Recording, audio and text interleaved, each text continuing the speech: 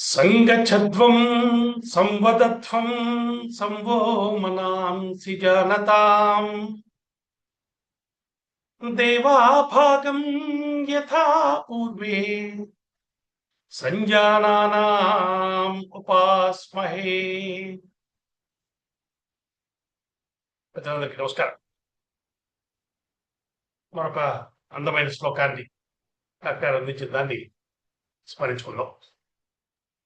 భరతాయ పరం నమోస్తు తస్మై ప్రథమోదాహరణాయ భక్తిభాజాం యదుపజ్ఞమశేషత పృథివ్యాం ప్రదిత రాఘవ పాదుకా ప్రభావ. భరతుడి యొక్క భక్తి గురించి చాలా అందంగా అద్భుతంగా చెప్పారు. ఇందులో అంటున్నారు, ప్రహ్లాదుడికి సర్వము అతని దివ్య కళామయమనే జ్ఞానం ఎవరో ఉపదేశిస్తే వచ్చింది కాదయ్యా. అలాగే రామపాదుకల ప్రభావం ఏమిటో భరతుడికి ఎవరో చెప్తే తెలిసింది కాదు అంటూ ఒక అందమైన వ్యాఖ్యానంతో ఆ పద్యాన్ని మనకు అందించారు. దాని యొక్క విశేషాలు మన గ్రూప్ లో చదువుకుందాం. అటువంటి రమ్యమైన శ్లోకాన్ని అందించినందుకు వారికి కృతజ్ఞతలు ఆవిష్కరిస్తూ ఈరోజు వారి ప్రవచనాన్ని అందించవలసిందిగా కోరుతున్నాను.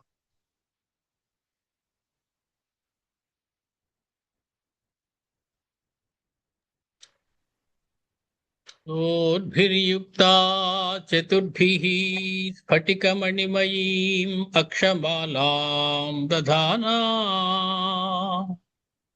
హస్తేనైకేన పద్మం సితమపి చ సుఖం పుస్తకం చాపరేణ భాసా కుందేందు శంఖ స్ఫటిక మణినిభా భాసమానా సమానా సామే వాగ్దేవతేయం నివసతు వదనే సర్వదా సుప్రసన్నా. సామే వాగ్దేవతేయం నివసతు వదనే సర్వదా సుప్రసన్నా.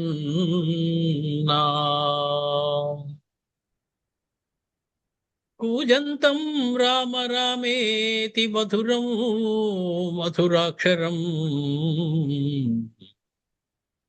ఆరుహ్య కవితా శాఖాం వందే వాల్మీకి కోకిలం.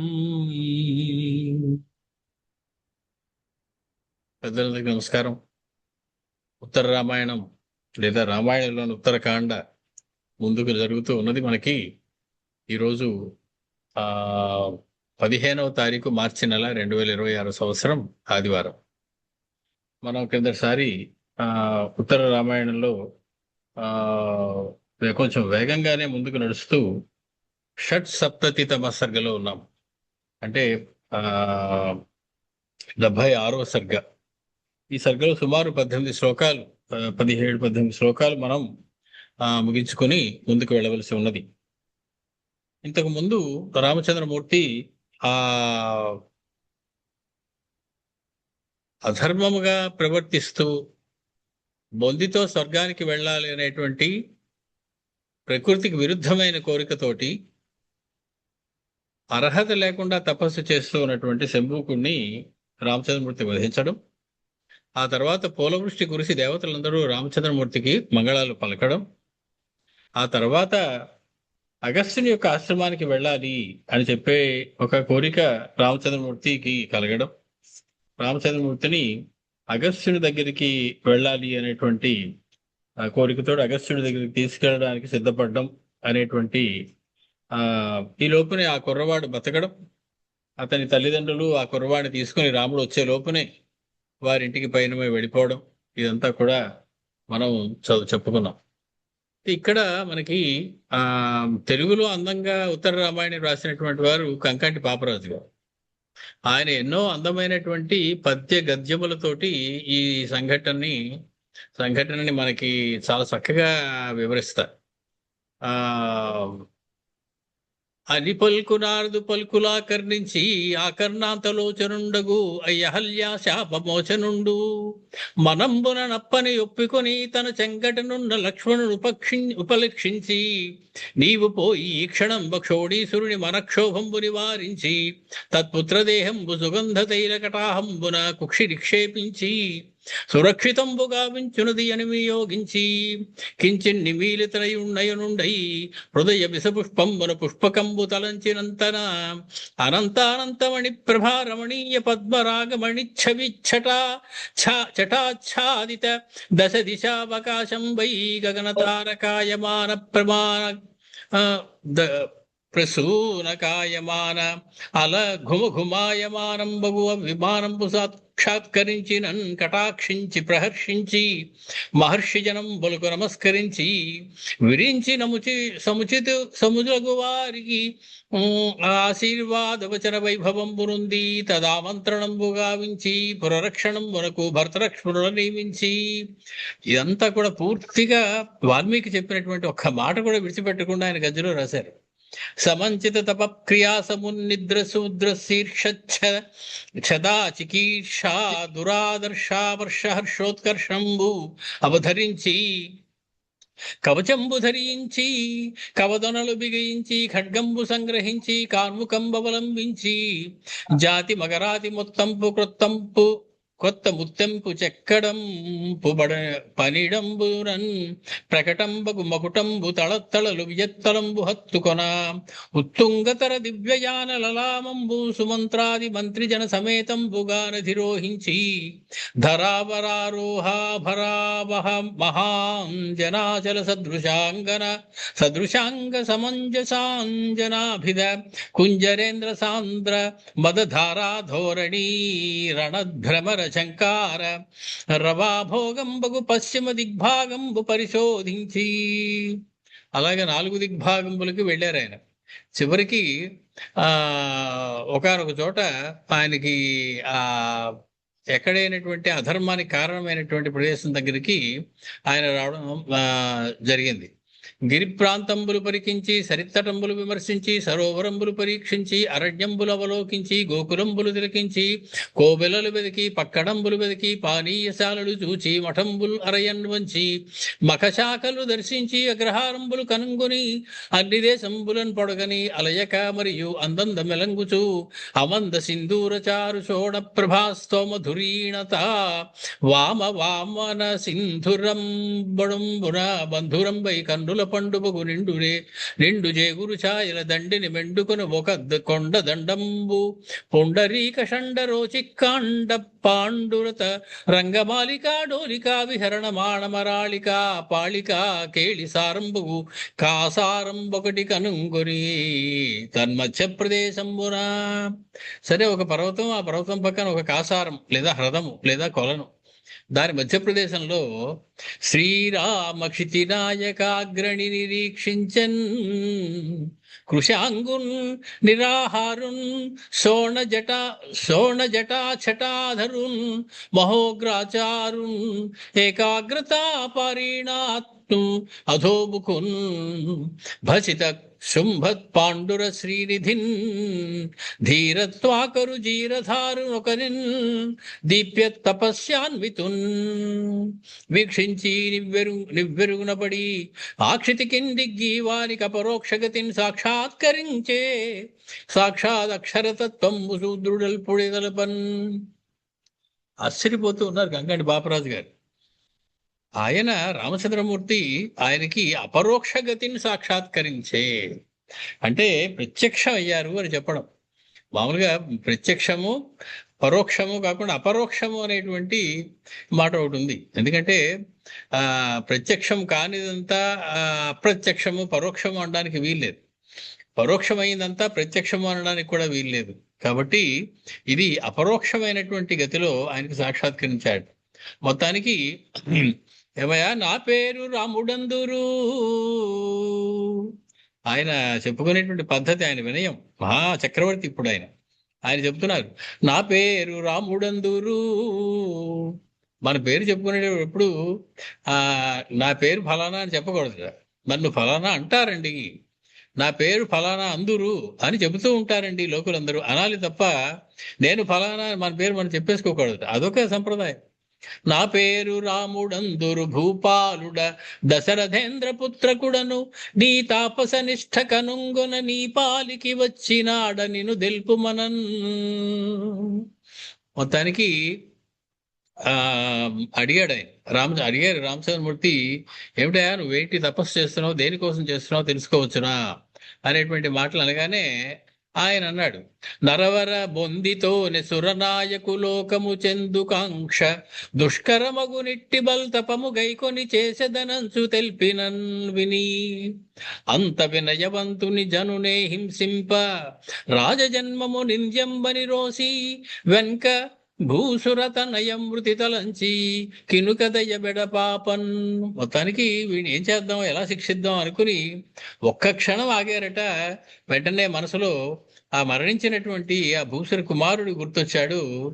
కలకల నవ్వుచున్ నృపశిఖామణి హొన్నుగా నీవులోని అట్టలపు మెరుంగు ఛాయం బెడంగు గటారి జరీన దూసి మంత్రులు గన శూద్రమస్తకము కరక్కున దుంచే తదీయ రక్త మజ్జల జవనంబు ముంచే దివిషత్సుమ వర్షము భూమి మించగన్.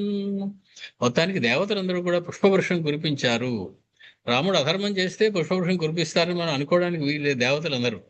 కాబట్టి రాముడు చేసింది ధర్మము అనేటువంటి ఉద్దేశంతోనే అక్కడి నుంచి ఆకాశం నుంచి ఆ ఋషులు, దేవతలు, గంధర్వులు వీళ్ళందరూ కూడా పుష్పవర్షాన్ని కురిపించారు. మొత్తానికి ఈ రకంగా రామచంద్రమూర్తి ఆ శంభూకుని యొక్క వధ కావించారు అని చెప్పి మనకి కంకంటి పాపరాజు గారు అందమైనటువంటి ఒక గద్యంలో మనకి వినిపించారు. పూర్తిగా యథాతథంగా వాల్మీకి రాసినటువంటి గద్యం అది. చక్కటి పద బంధురంతో ఆయన ఆ గద్యాన్ని మనకి వినిపించడం జరిగింది. సరే, ఆ తర్వాత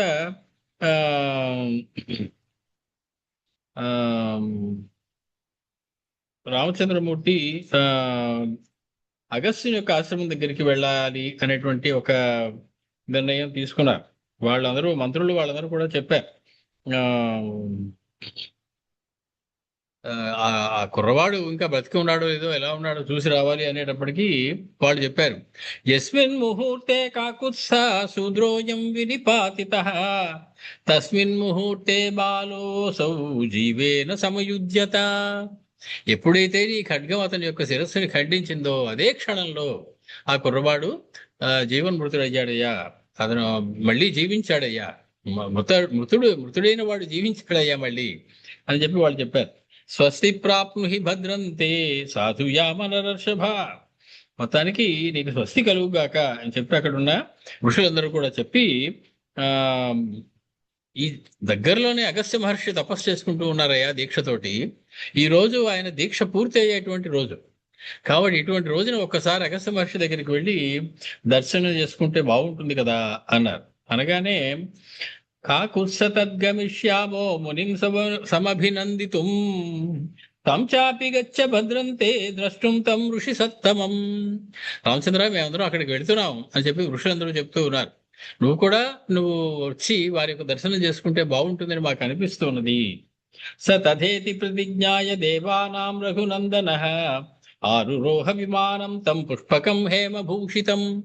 ఆ చెప్పిన వాళ్ళు ఋషులతో పాటు దేవతలు కూడా ఉన్నారు. వాళ్ళు కూడా అగస్త్య మహర్షి దర్శనానికి వెళుతూ ఉన్నారు. ఆయన యొక్క దీక్షా విరమణ కాలాన్ని చూసి ఆయనకి అభినందనలు తెలియజేయడం కోసం చక్కటి దీక్షతో చేసినటువంటి ఆయన తపస్సుకి మెచ్చి. మొత్తానికి రామచంద్రమూర్తి కూడా వస్తే బాగుంటుందని కానీ ఆయన అలాగే అని చెప్పి ఆ పుష్ప విమానం ఎక్కి అగస్త్య మహర్షి ఉన్న చోటికి వెళ్ళాలి అనేటువంటి ఒక సంకల్పం చేశారు.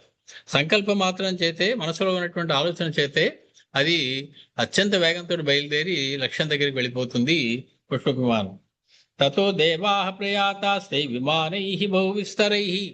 ఆకాశంలో కొన్ని వందల వేల విమానాలు కూడా బయలుదేరాయి. ఆ విమానాలన్నీ దేవతలకు సంబంధించినటువంటి విమానాలు. వాళ్ళ విమానాల మీద వాళ్ళు బయలుదేరారు. రామచంద్రమూర్తి పుష్ప విమానం మీద బయలుదేరారు.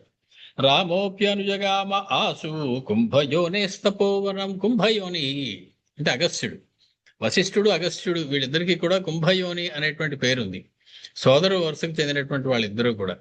మొత్తానికి ఆ కుంభయోని యొక్క ఆశ్రమం దగ్గరికి, అగస్త్య మహర్షి యొక్క ఆశ్రమం దగ్గరికి ఆ రామచంద్రమూర్తి పుష్పకం మీద దేవతలందరూ వారి వారి విమానాల్లోనూ అక్కడికి వచ్చారు.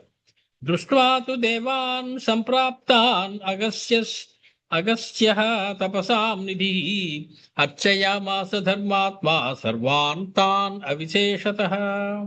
మొత్తానికి తపోనిధి అయినటువంటి ధర్మాత్ముడైనటువంటి అగస్త్య మహర్షి ఆ దేవతలందరినీ చూశారు, చాలా ఆనందించారు. వారందరినీ కూడా సగౌరవంగా అర్ఘ్యపాద్యాదులతోటి అర్చన చేశారు గౌరవంగా. ప్రతిగృహ్యత పూజాం సంపూజ్యత మహామునిం జగ్ముస్తే త్రిశాః హృష్టాః నాకపృష్టం సహానుగాః. మొత్తానికి ఆ దేవతలందరూ కూడా ఇతడు చేసినటువంటి ఆ పూజలకి, అతిథి పూజలు అర్ఘ్యపాద్యాదులు ఇచ్చి చేసినటువంటి సత్కారానికి సంతోషించి వాళ్ళు తమ దేవలోకాలకి వారి విమానంలో వెళ్ళిపోయారు. గతేషు తేషు కాకుత్సహ పుష్పకాదవరుహ్యచ. ఆ కార్యక్రమం అంతా అయ్యేదాకా పుష్పకంలో కూర్చొని చూస్తూ ఉన్నటువంటి ఆనందంగా ఉన్నటువంటి రామచంద్రమూర్తి పుష్పకం నుంచి కిందకి దిగారు. తతో అభివాదయామాస అగస్త్యం ఋషిసత్తమం. ఋషిసత్తముడైనటువంటి అగస్త్య మహర్షికి పాదాభివందనం చేశారు రామచంద్రమూర్తి. ఇలాంటివే మనకి అప్పుడప్పుడు బాధలు కలిగిస్తూ ఉంటాయి. రామచంద్రమూర్తి అగస్త్యుడికి నమస్కారం చేస్తే ఇబ్బంది ఏం లేదు, శివుడికి నమస్కారం చేశారంటే కోపం వచ్చేస్తుంది. రామచంద్రమూర్తి అహల్యకి నమస్కారం చేశారు అంటే చక్కగా చదువుకుని ఆనందపడిపోతారు. రామచంద్రమూర్తి శివుడికి నమస్కారం చేశాడనో లేదా శివలింగాన్ని ప్రతిష్ఠ చేశారు అంటే సర్వము లేచిపోతారు. ఒక మహాత్ముడైనటువంటి పరమ దైవమైనటువంటి పరబ్రహ్మము అయినటువంటి రామచంద్రమూర్తి ఒక మానవ మాతృడికి నమస్కారం చేశాడు, మానవ మాతృడికే నమస్కారం చేశాడు చెప్తుంటే శివుడికి నమస్కారం చేస్తే అందులో ఆశ్చర్యపడడానికి బాధపడడానికి ఏముందో అసలు అర్థమే కాదు. ఆ రకంగా ఉంటాయి కొన్ని మన యొక్క కొన్ని సంప్రదాయాల వల్ల వచ్చేటువంటి ఇబ్బందులు కొన్ని. మొత్తానికి ఆయన ఆ రకంగా పాదాభివందనం చేశారు అగస్త్య మహర్షికి. సోభివాద్య మహాత్మానం జ్వలంతమివ తేజస ఆతిథ్యం పరమం ప్రాప్య నిషసాదనరాధిప. మొత్తానికి ఆ రకంగా మహాత్ముడైనటువంటి తేజస్సుతోటి మెలమెలా వెలిసిపోతూ వెలిగిపోతూ ఉన్నటువంటి ఆ అగస్త్య మహర్షికి రామచంద్రమూర్తి అభివాదనం చేసి ఆయన ఇచ్చినటువంటి ఆతిథ్యాన్ని స్వీకరించి నిషసాద, ఆయన చూపించినటువంటి ఆసనం మీద కూర్చున్నారు. ఆసనాలకు కొదవ ఉండదు అగస్త్య మహర్షి ఆశ్రమంలో. అరణ్యకాండలో మనం చూసాం, రామచంద్రమూర్తి ఒకసారి అగస్త్యుడు ఎక్కడా అని అందరినీ అడిగి మరీ వెళ్ళారు. ఏమండి అందరూ మీరు ఎప్పుడు వస్తారని చూస్తుంటే మీరేమిటి అగస్త్యుడి కోసం మీరు వెతుకుతున్నారు అని అడిగారు అందరూ రామచంద్రమూర్తి. మునులందరూ మీకోసం వెతుకుతున్నారు, మీరేమో అగస్త్యుడి కోసం వెతుకుతున్నారు, ఏమిటి ఆయన గొప్పతనం?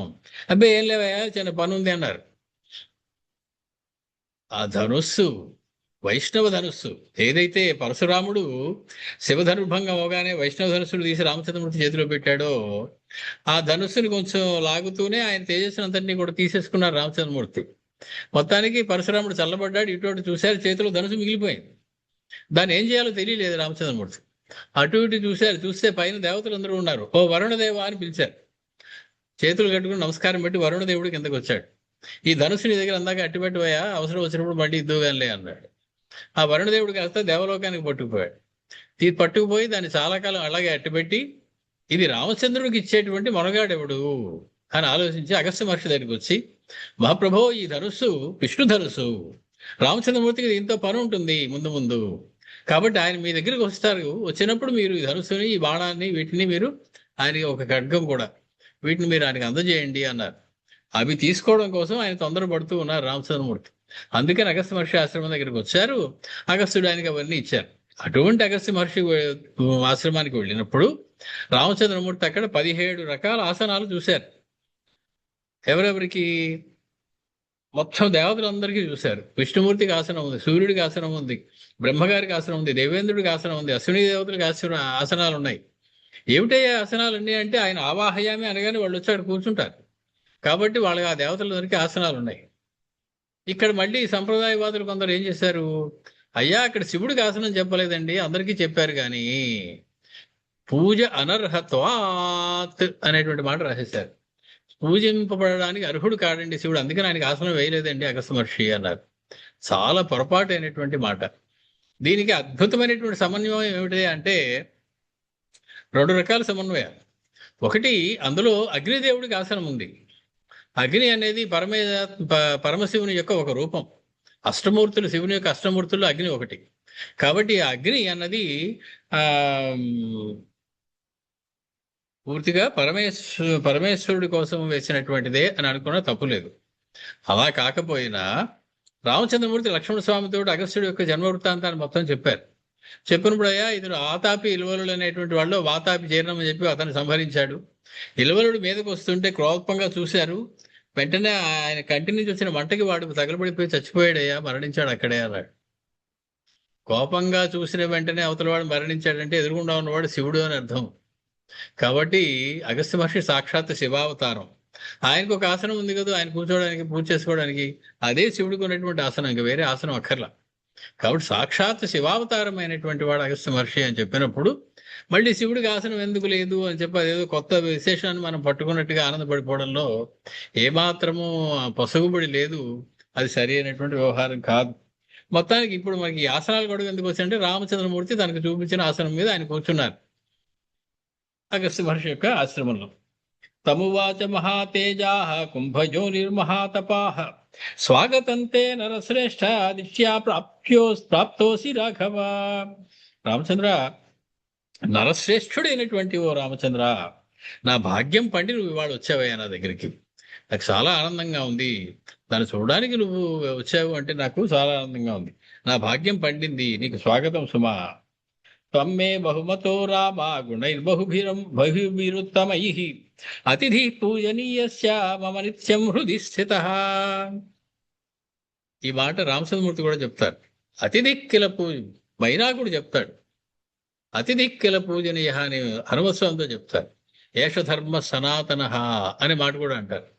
మన సనాతన ధర్మంలో అతిథి దేవో భవ అంటే అతిథియే దేవుడిగా కలవాడవు కమ్ము. అంటే నీ దేవుడు ఎవరయ్యా అంటే అతిథే దేవుడు. అతిథిని దేవుడిలా పూజించు అని అర్థం. ఇది సనాతన ధర్మం. వేషధర్మ సనాతన. కాబట్టి రామచంద్ర, నువ్వంటే నాకు ఎంత ఇష్టమో చెప్పలేనయ్యా. ఎందుకు? గుణై బహుభిరుత్తమై. లక్ష్మణ స్వామి కూడా అదే మాట చెప్తారు. హనుమస్వామికి పరిచయం చేసుకుంటూ, ఏమయ్యా అనగనగా దశరథ మహారాజు ఉన్నారు, వారి పెద్ద కుమారుడు రామచంద్రమూర్తి. ఆయన నన్ను తమ్ముడు అనుకుంటారు, కానీ నేను ఆయన దాసుడిని అనుకుంటాను. ఎందుకు దాస్యం చేస్తున్నాను అడగవే. ఆయన గుణాలు అటువంటివి. ఆ గుణాలకి నేను దాసుడిని అయిపోయాను. అది రామచంద్రమూర్తి యొక్క గుణగణముల యొక్క ప్రాశస్త్యం. ఈయన కూడా అదే మాట అంటున్నారు. నీ ఉత్తమమైనటువంటి గుణాలకి బహుమతో రామ, నాకు ఎంత గౌరవమో ఎంత ఇష్టమో నువ్వంటే చెప్పలేనయ్యా రామచంద్ర. ఎంత అందమైనటువంటి గుణాలయ్యా నీవి. అతిథి పూజనీయశ్చ మమ నిత్యం హృది స్థితః. నువ్వు నిత్యము నా హృదయంలో ఉండేటువంటి వాడు రామచంద్ర. నువ్వు అతిథిగా వచ్చావు. నీకు నేను పూజ చేయవలసి ఉన్నది సుమా. నిన్ను నేను ఆతిథ్యంచి గౌరవించవలసి ఉన్నది. సురాహి కథయంతి త్వామాగతం శూద్రఘాతినం బ్రాహ్మణస్య తు ధర్మేణ త్వయా జీవాపితస్సుతః. ఎక్కడ కూర్చుంటే అక్కడే ఉండి తపస్సులు చేసుకుంటారు కానీ ఋషులు, వాళ్ళకి తెలియని విషయం అంటూ ఉండదండి. ప్రతి విషయం తెలిసిపోతూ ఉంటుంది వాళ్ళకి. మనకే ఇంకా ప్రపంచంలో తిరుగుతున్న వాళ్ళకి కొన్ని విషయాలు తెలుస్తాయి, కొన్ని తెలియవేమో కానీ వాళ్ళకి తెలియని విషయం అంటూ ఉండనే ఉండదు. ఏమయ్యా, నువ్వు ఒక శూద్రుడిని సంహరించి అతడు చేసినటువంటి అధర్మానికి ఇక్కడికి వస్తున్నట్టుగా నేను విన్నాను. ఆ మునికుమారుడు నువ్వు చేసినటువంటి ధర్మకార్యం వల్ల తిరిగి జీవించాడు అనేటువంటి విషయం కూడా నేను విన్నాను. ఉష్యతాం చే హరిజనీం సకాశే మమ రాఘవ. ఎంతమంది ఋషులు అడుగుతారో ఈ మాట. సీతాదేవి హనుమస్వామిని ఇదే మాట అడిగింది. రాక రాక వచ్చావు, ఈ ఒక్క రాత్రి ఉండి రేపు వెళ్ళొచ్చు కదయ్యా. ఓ పట్టాన్ని వదిలిపెట్ట బుద్ధి అయింది రామచంద్రమూర్తి. సీతాదేవి హనుమస్వామిని అడిగింది, వెళ్ళిపోవాలా ఇప్పుడు అంది. వెళ్ళిపోతానమ్మా అన్నారు. నువ్వేమనుకోకపోతే ఒక్క రాత్రి ఆగి రేపు వెళ్ళొచ్చు కదయ్యా. ఎందుకమ్మా అన్నారు ఆయన.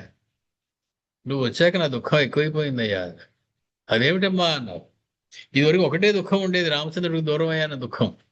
ఇప్పుడు నువ్వు వెళ్ళిపోతే రామచంద్రుడికి వెళ్ళి దూరం అయ్యానని దుఃఖం ఒకటి, నువ్వు దూరం అయ్యావనే దుఃఖం ఒకటి, రెండు దుఃఖాలు అవుతాయి. కాబట్టి నేను భరించలేనయ్యా అది. నువ్వు ఒక్క రాత్రి ఆగి ఎక్కడో కాస్త ఆ పళ్ళు ఫలాలు తిని రేపు పొద్దున వెళ్ళకూడదు అంది. ఆ మాతృ ప్రేమ అలా అనిపిస్తుంది, తల్లి హృదయం అలాంటి. ఎవరి మీదైనా ప్రీతి ఉంటే వాళ్ళు వెళ్ళిపోతామంటే గొడవ అయిపోతుంది, ఇష్టం ఉండదు. పిల్లలు ముఖ్యంగా వాళ్ళ సామాన్లు దాచేసి, వాళ్ళ చెప్పులు దాచేసి, ఎవరైనా ఇంటికి పెద్దవాళ్ళు వచ్చినప్పుడు చాలా రాక వచ్చినటువంటి చుట్టాలతోటి అంత హాయిగా ఉంటారు వాళ్ళు. కాబట్టి ఈయన అడుగుతున్నాడు, ఉష్యతాం చ ఇహ రజనీ, ఈ రాత్రి ఇక్కడే ఉండవయ్యా. సకాశే మమ రాఘవ, నాకు దగ్గరగా ఉండవయ్యా, మా ఆశ్రమంలో ఉండవయ్యా. ఎందుకంటే నిన్ను ఒకసారి చూసిన తర్వాత నేను చూడకుండా ఉండేటువంటి స్థితి వస్తుంది అంటే బాధ కలిగిపోతావు. కాబట్టి నువ్వు దయచేసి ఎక్కడికి వెళ్ళొద్దు, ఈ రాత్రి ఇక్కడ ఉండు అని చెప్పి, త్వం హి నారాయణ,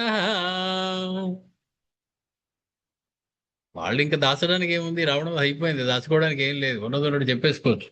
త్వం హి నారాయణ శ్రీమాన్ త్వయి సర్వం ప్రతిష్ఠితం, నువ్వే నారాయణుడివి, నువ్వే శ్రీమంతుడువు, నువ్వే సమస్తమునకు ఆధారభూతుడి అయినటువంటి వాడవు. కాబట్టి సమస్తము నీ మీదే ఆధారపడింది సృష్టి అంతా. త్వం ప్రభు సర్వదేవానాం పురుష త్వం సనాతన, నువ్వు సనాతనుడవు, నువ్వు పురుషుడవు, నువ్వు సర్వదేవతలకు కూడా ప్రభువు. ప్రభాతే పుష్పకేణ త్వం గంతాసుపురమేవహి, ఈ రాత్రి ఆగి నాకు నీ దర్శన భాగ్యాన్ని అనుగ్రహించి రేపు ఉదయాన్నే పుష్పకం మీద మళ్ళీ నువ్వు వెళ్ళవలసిన చోటుకు వెళుదు గాని. ఇదం చాభరణం సౌమ్య నిర్మితం విశ్వకర్మణ, దివ్యం దివ్యేన వపుషా దీప్యమానం స్వతేజసా అని చెప్పి ఒక బంగారు ఆభరణాన్ని తీసుకొచ్చి ఇచ్చాడే. మునుల దగ్గరికి బంగారం ఎందుకు వచ్చిందండి అంటే, వాడు రావక్కర్లేదు, వాళ్ళకు తలుచుకుంటే ప్రత్యక్షం అయిపోతుంది. సృష్టిలో ఏదైనా ఎక్కడిందైనా వాళ్ళు తెచ్చి పట్టుకొని చెప్పగలరు, ఎంత విలువైందైనా. ఒక ఆభరణాన్ని తీసుకొచ్చారే, తీసి ఇది విశ్వకర్మణ నిర్మితం, విశ్వకర్మ చేసినటువంటి ఆభరణం ఇది. దివ్యం దివ్యేన వపుషా దీప్యమానం స్వతేజసా, దీని ఆకారం దివ్యమైనది, దీని తేజస్సు దివ్యమైనది. అటువంటి దివ్యమైన ఆభరణాన్ని విశ్వకర్మ చేసినటువంటి దాన్ని నీకు ఇస్తూ ఉన్నాను. ప్రతి గృహిణీశ్వ కాకుత్సా, దయచేసి నువ్వు దీన్ని స్వీకరించాలి. మత్ప్రియం కురు రాఘవా, నాకు ఈ బాబు ఈ ఒక్క కోరిక తీర్చిన ఆయన, దీని నువ్వు కాదనకు, నువ్వు స్వీకరించాలి. దత్తస్య హి పునర్దానే సుమహత్ఫలముచ్యతే, ఎవరైనా మనకి ఏదైనా ఇస్తే అది మనకి పెద్ద ఉపయోగపడే వస్తువు కాకపోతే, దాన్ని వాడకుండా మనం ఇంకొకరికి గనక దానం చేసినట్లయితే, మనంతటి మనంగా మామూలుగా ఎక్కడో ఏదో కొని దానం చేసిన దానికన్నా ఎక్కువ ఫలితం వస్తుంది. ఎందుకంటే నువ్వు అనుభవించడం కోసం వాళ్ళు ఇచ్చారు, అది నువ్వు అనుభవించాలి. నీకు పరిపూర్ణమైనటువంటి హక్కు ఉంది. ఆ హక్కుని కాలరాసి నాకు ఆ హక్కు అక్కర్లేదని చెప్పి నువ్వు దాన్ని ఇంకొకరికి అందజేస్తూ ఉంటే అదే స్థితిలో, దానివల్ల వచ్చే పుణ్యం అంతా ఇంత కాదయ్యా. అంటే ఏమిటి, ఈ ఆభరణం నువ్వు ఉంచుకో అని, నువ్వు పెట్టుకో అని చెప్పి ఎవరో ఇచ్చారు ఆయనకి, అది ఆయన పెట్టుకోలేదు. ఆయనకి ఆభరణాలు ఎందుకు, దాన్ని మళ్ళీ నీకు దానం చేసేస్తూ ఉన్నారు. ఒకరు ఇచ్చిన దాన్ని మనం అనుభవించకుండా మరొకరికి ఇచ్చినట్లయితే దానివల్ల చాలా గొప్ప ఫలం ఉందని చెప్పి మనకి శాస్త్రాలు చెప్తూ ఉన్నాయా. భరణే హి భవాన్ శక్తః ఫలానాం మహతామపి, త్వం హి శక్తః తారయితుం సేంద్రానపి విమౌకసః, నువ్వు దేన్నైనా కూడా తీసుకుని అనుభవించడానికి తగినటువంటి సమర్థత కలిగినటువంటి వాడవు. కాబట్టి ఇది నా వల్ల కాదు, ఇది నేను పెట్టుకోను, ఇది నేను ఉపయోగించను అనడానికి లేదు. నువ్వు దేన్నైనా నువ్వు పోషించడానికి, దేన్నైనా అనుభవించడానికి సమర్థుడు అయినటువంటి వాడు నువ్వు. ఇంద్రుడితో సహా సమస్త దేవతలని కూడా ఉద్ధరించాలంటే నీ వల్లే సాధ్యం. కాబట్టి అంతటి సామర్థ్యం ఉన్నటువంటి ఓ రామచంద్ర, మత్ప్రియం కురు రాఘవ, నాకు కాస్త ఇష్టమైనది ఈ పని చేసి పెట్టు. తస్మాత్ ప్రదాసే విధివత్ తత్ప్రతీచ్ఛ నరాధిప, దివ్యమాభరణం చిత్రం ప్రదీప్తమివ భాస్కరం. కాబట్టి సూర్యకాంతితో మెరిసిపోతున్నటువంటి మెలమెల దగద్దగాయమానంగా మెరిసిపోతున్నటువంటి ఈ ఆభరణం ఏదైతే ఉందో దాన్ని నేను నీకు సమర్పిస్తూ ఉన్నాను, నువ్వు దాన్ని స్వీకరించవలసింది. అథోవాచ మహాత్మానం ఇక్ష్వాకూణాం మహారథః రామో మతిమతాం శ్రేష్ఠః క్షత్రధర్మం అనుస్మరన్. మొత్తానికి ఇక్కడి నుంచి ఒక 14 శ్లోకాలు ప్రక్షిప్తాలేమో, వాల్మీకి రాయలేదేమో మనం ఇదివరకు చెప్పుకున్నాం. ఇలాంటి గొడవలు మాటి మాటికి మనకు ముఖ్యంగా ఉత్తరకాండలో మరీ ఎక్కువ. మామూలు పూర్వ రామాయణంలోనే బోల్డున్నాయి అలాంటివి. ఎందుకంటే అది ఎంత ప్రాచీనమైందో తెలపడానికి అది ఉపయోగపడుతుంది. ఇవాళ నేను ఒక పుస్తకం రాసి అందులో లేవండి ఇదివరకు 2 ప్రక్షిప్తాలు అయ్యాటి నవ్వుతారు ఎవరన్నా. నువ్వు రాసిందే నిన్న కదయ్యా, అప్పుడే ప్రక్షిప్తాలు ఎక్కడొస్తాయి? కొన్ని లక్షల వేల కోట్ల యుగాల నాటి వచ్చినటువంటి కావ్యం ఏదైతే ఉందో దానిలో ఇటువంటి మార్పులు తెలియకుండా దొల్లడం అనేటువంటి సహజం. అది దాని యొక్క పురాతనం ఎంత పురాతనమైంది అనేటువంటి విషయాన్ని తెలుపుతుంది. కాబట్టి ప్రక్షిప్తం వచ్చిందంటే మన కంగారు పడిపోయకూడదు. ఇలాగే చేస్తారండి మన వాళ్ళు, ఎప్పుడు ఇంతేనండి అనకూడదు. ఆహాహా ఏనాటి కావ్యమయ్యా అది అని అర్థమవుతోంది నాకు అని ఆనందపడాలి. అన్నాళ్ళు ఉంది కాబట్టి దానిలో కొన్ని ప్రక్షిప్తాలు ఉంటాయి, కొన్ని ఏమో ఇదివరకు కొన్నిట్లో ఉన్నాయి, కొన్నిట్లో ఉండవు. ఇప్పుడు చెప్పే 14 శ్లోకాలు కొన్ని ప్రతుల్లో లేవు, కొన్ని ప్రతుల్లో ఉన్నాయి. కానీ ఉన్నాయి కాబట్టి ఎలా ఉన్నాయో ఏమిటో మనం తెలుసుకుని తర్వాత ఉన్నాయో లేవో తెలుసుకోవచ్చు. మొత్తానికి ఆయన అంటున్నారు, రామచంద్రమూర్తి క్షత్రధర్మాన్ని పాటించేటువంటి రామచంద్రమూర్తి, ఇక్ష్వాకు వంశీలో మహారథుడైనటువంటి రామచంద్రమూర్తి, బుద్ధిమతాం వరిష్ఠుడైనటువంటి రామచంద్రమూర్తి అగస్త్య మహర్షితోటి చేతులు జోడించి ఇలా అంటున్నారు, ప్రతిగ్రహోయం భగవన్ బ్రాహ్మణస్య అవిగర్హితః క్షత్రియేణ కథం విప్రా ప్రతిగ్రాహ్యం భవేత్ తతః. రామచంద్ర, నేను క్షత్రియుడను. క్షత్రియుడికి బ్రాహ్మణ ధర్మాలు 6 చెప్పారు, షడ్ధర్మములు అని. 1 యజనం యాజనం, యజ్ఞం చేయడం, యజ్ఞం చేయించడం. 2 దానం ఇవ్వడం, దానం పుచ్చుకోవడం. వీటిల్లో కొన్ని రకాల ధర్మాలు ఏవైతే ఉన్నాయో అవి క్షత్రియుడికి లేవు. క్షత్రియుడికి యజనం చేయొచ్చు, వాళ్ళు యజ్ఞం చేయొచ్చు, ఇంకోటి చేత యజ్ఞం చేయించే అవకాశం వాళ్ళకి లేదు. అది ఆ విప్రుడికి మాత్రమే ఇవ్వబడినటువంటి ధర్మం. దానం, ప్రతిగ్రహణం. బ్రాహ్మణుడు అనేవాడు 2 చేయొచ్చు. చేపట్టి భవతి భిక్షాందేహి అని అడిగి తీసుకునేటువంటి అవకాశం ఉన్నది.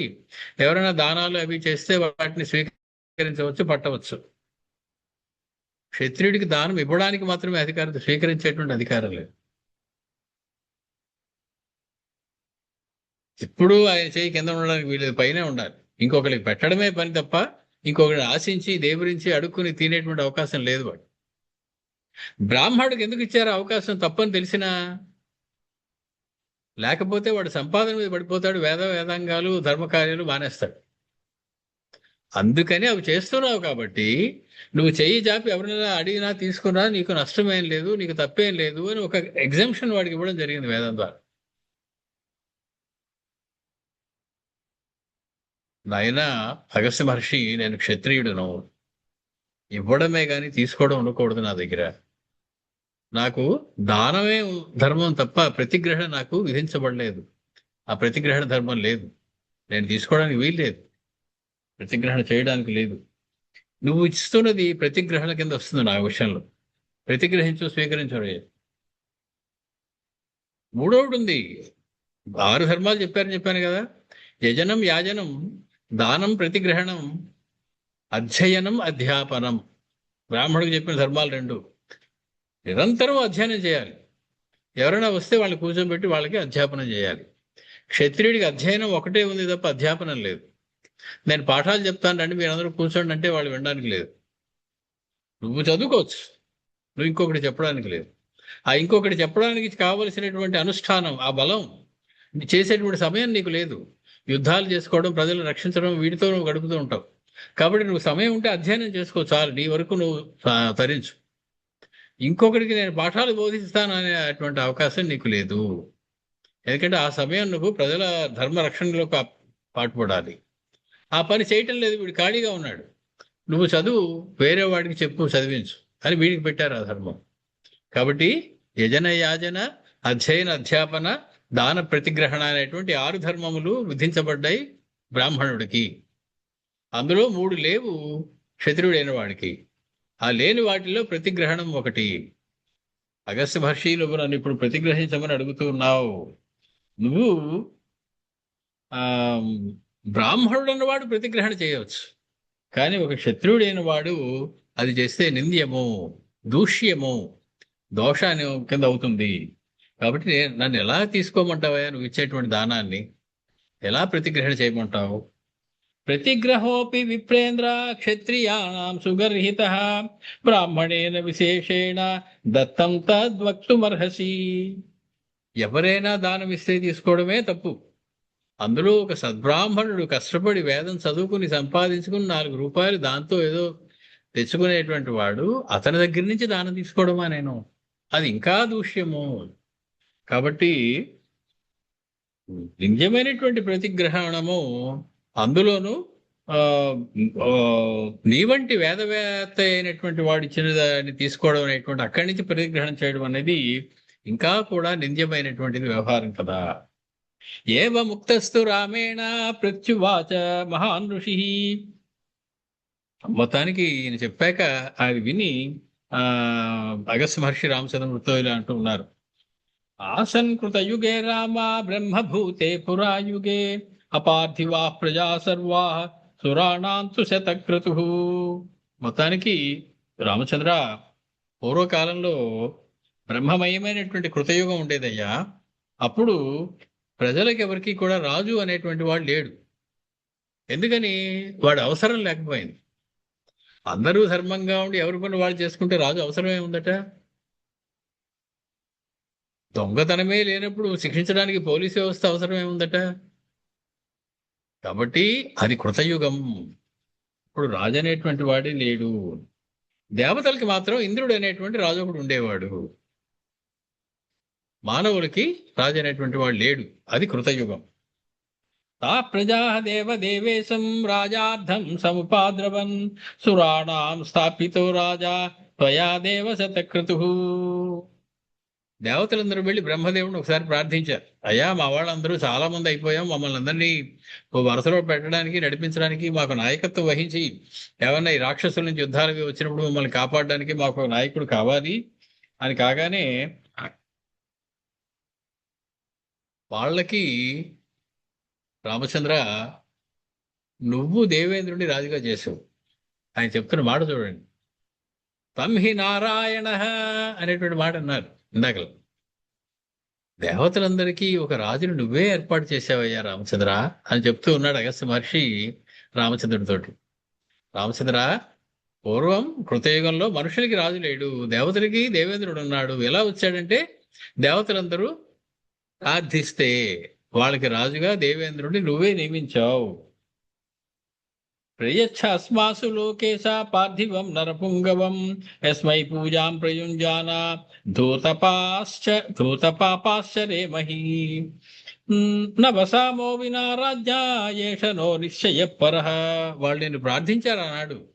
ఓ లోకనాథ నారాయణ, మాకు ఒక నరశ్రేష్ఠుడు ఎవరినైనా రాజుగా ఇవ్వవయ్యా అని చెప్పి ప్రజలు ప్రార్థించారు. వాళ్ళు కూడా